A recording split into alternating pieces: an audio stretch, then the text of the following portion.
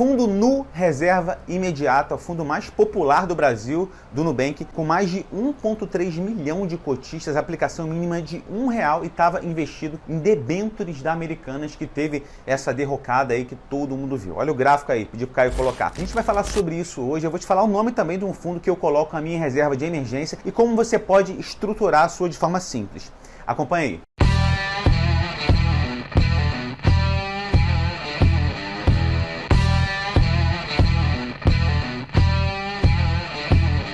Fala pessoal, antes de começar eu quero te convidar para uma aula gratuita na próxima terça-feira às 20h30. Eu e Daniel Nigri vamos ministrar e vamos revelar ativos para crescer o seu patrimônio nesse tempo turbulento. Vai começar o nosso TCP, que é o Treinamento de Crescimento Patrimonial, a 6ª turma, e chegou a hora de você não depender mais de governo nem de ninguém, mas aprender a fazer crescer o seu patrimônio de forma consistente. Vou deixar o link aqui na descrição desse vídeo e precisa de inscrição, beleza? Eu te aguardo lá terça-feira, 24 de janeiro, às 20h30, totalmente gratuito. Bom, vocês devem estar acompanhando o caso das lojas americanas do rombo, que era de 20 bilhões e passou para 40. O CEO, Sérgio Rial, tinha acabado de assumir e vazou depois que descobriu esse pequeno rombo.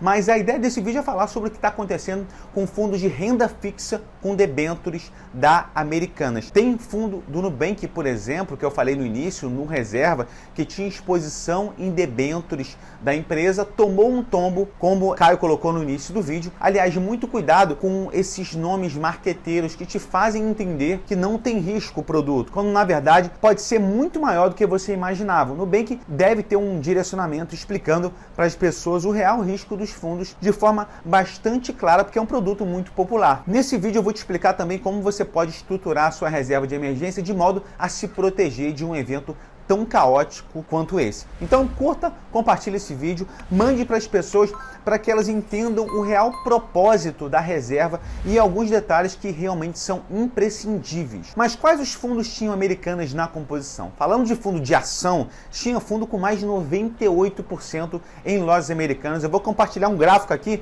que até o Primo Rico usou no vídeo dele sobre Americanas. Olha só, você tem alguns fundos, ó, Colorado FIA, 99,6% do fundo são ações de lojas americanas.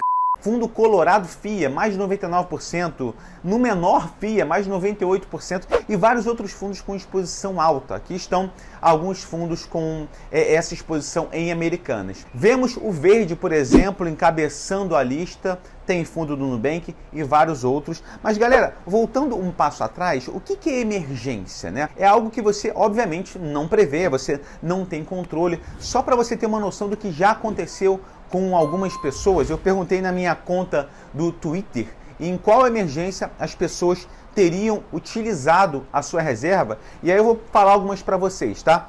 Por exemplo, Lucas Arantes, março de 2020, cerca de 3 meses sem trabalhar e sem ganhar. Ricardo, pandemia, minha renda diminuiu 70% no primeiro mês e 90% no segundo, serviu muito para estudar educação financeira, agora tenho conhecimento para investir melhor. A Hanna, a mais tensa, período de desemprego, ainda bem que foi rápido. A mais inconsequente, passei 20 dias brincando de Helena no Manuel Carlos, no Rio de Janeiro. Foi louco e imprudente. A outra, o Fábio Almeida, para comprar IRB, por favor, Ricardo, o Fábio, por favor. Aqui o próximo, Danilo Machado, assalto, levaram vários itens que tive que comprar novamente. O VASP, durante a pandemia, para colocar no capital de giro da empresa, foi a reserva e um empréstimo bancário, caramba. Letícia, reformas urgentes.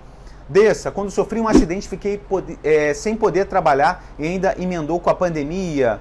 O Luiz deve ser cantor, né? Saúde, perdi a voz por 6 meses, não conseguia trabalhar. Emprestar dinheiro para o casamento do cunhado, Gabriel, por favor, cara, que vergonha, eu não faria isso. E o Flodor aqui, o Fiodor, né, o último, falência do negócio dos pais, pagar advogados, impostos, plano de saúde, contas atrasadas em geral, 100 mil em 60 dias. Para você ver alguns exemplos que foi preciso utilizar a reserva de emergência, pode acontecer N coisas, tá? A reserva de emergência, gente, ela precisa ter liquidez, a possibilidade de resgatar rapidamente e também segurança, não pode estar investida em produtos arriscados. Aqui a prioridade não pode ser a rentabilidade. Para ajudar na compreensão, eu vou te explicar como eu divido a minha reserva de emergência e talvez isso te ajude a ter uma ideia de como você pode fazer com a sua. E eu vou te falar um dos fundos que eu uso para esse fim. Então, a minha primeira camada não é Tesouro Selic, muita gente gosta de utilizar, que em tese, né, é o investimento mais seguro do país, mas que tomou uma naba aí em setembro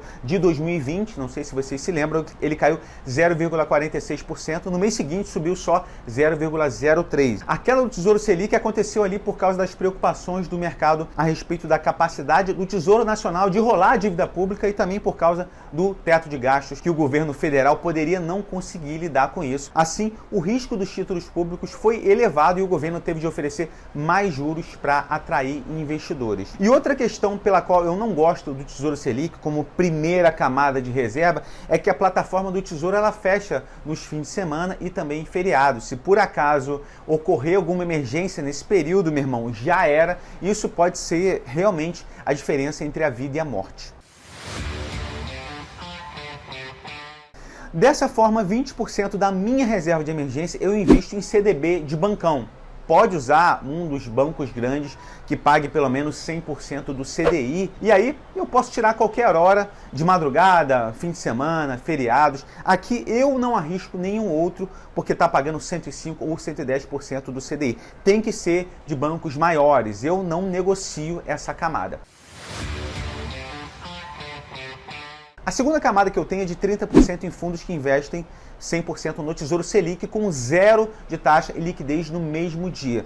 Mas quais são esses fundos? Agora eu vou te falar. Aqui nós temos o Orama Simples, temos o BTG Pactual Digital Tesouro Selic, o Trend Simples, que tem na Rico e na XP. Você pode também investir no Tesouro Selic direto, mas há duas vantagens que eu considero muito boas e também uma ruim. As duas boas é que há períodos em que a plataforma do Tesouro fecha em virtude de mercado turbulento. Isso já aconteceu várias vezes e aí, se você precisar de dinheiro nesse momento, você fica travado sem poder resgatar. No fundo, não acontece isso. Isso é muito importante para mim. E outra é que o Tesouro Selic tem vencimento. O próximo é em 2026. Então, se você não utilizar o recurso, não precisar, ele vai cair na sua conta, descontando os 15% de IR sobre o lucro e, no fundo, não há vencimento. Isso faz com que os juros compostos continuem atuando.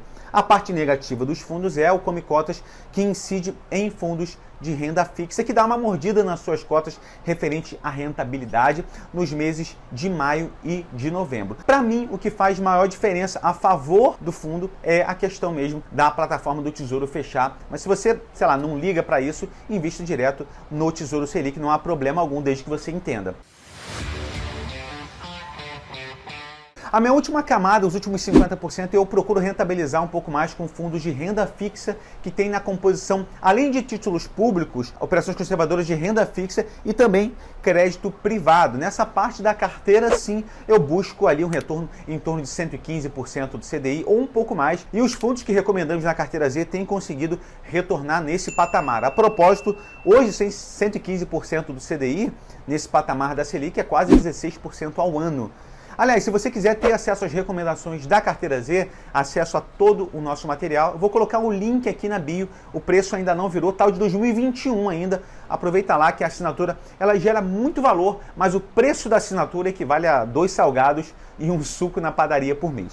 Mas voltando, quando a gente busca um retorno superior, nós corremos um risco também superior, não tem mágica. Vai ter algum crédito que vai dar problema em algum momento e eu entendo, eu aceito esse risco nessa parte da carteira. Só que eu gosto de olhar a concentração do fundo. Teve um fundo que a gente recomendou que tinha menos de 2% da carteira em debêntures americanas e o impacto dele foi bem pequeno. O que eu acho bastante perigoso, na verdade, são fundos com exposições elevadas em determinadas empresas, o que sim pode prejudicar bastante a rentabilidade e não é isso que você quer, pelo menos nessa parte da carteira. Eu aceito uma volatilidade um pouco maior, um risco um pouco maior para tentar rentabilizar mais. Talvez você diga, eu vou ter só CDB de banco grande ou só Tesouro Selic. Não tem nada de errado nisso. O errado sempre está em você não saber o que você está fazendo e não saber o que esperar de cada fundo. Esse fundo que a gente recomenda até o evento Americanas, ele estava rendendo 117% do CDI e agora está rendendo 115% do CDI. Tem gente que acha que não vale a pena um risco um pouco superior. para esse retorno. Tem gente que acha que vale e não há nada de errado com nenhuma dessas duas pessoas, contanto que ela entenda esse risco e também saiba o que estão fazendo. Bom, gente, é isso. Espero ter ajudado na compreensão sobre reserva de emergência. Veja o link da descrição aqui sobre a aula de crescimento patrimonial gratuita, beleza? Compartilha, curte esse vídeo, se inscreve no canal da Carteira Z. Eu te encontro na próxima terça-feira às 20h30. Um abraço.